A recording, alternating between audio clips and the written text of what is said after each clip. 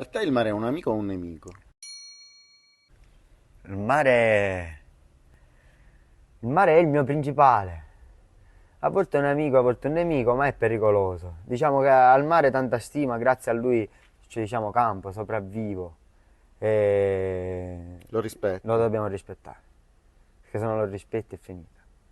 Anche perché diciamo, la nostra fonte di guadagno è lui.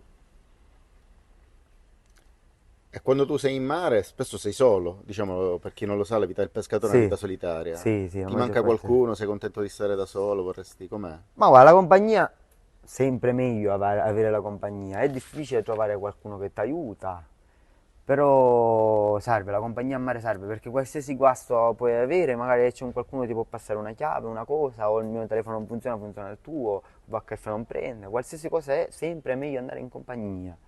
Poi andando da solo, se giustamente uno cerca di non andare a perdersi lontano, magari vai più vicino, hai meno materiale e la giornata finisce prima, giustamente il guadagno è di meno, però a mare io consiglio sempre andare in compagnia, se si può, giustamente se si trova la compagnia.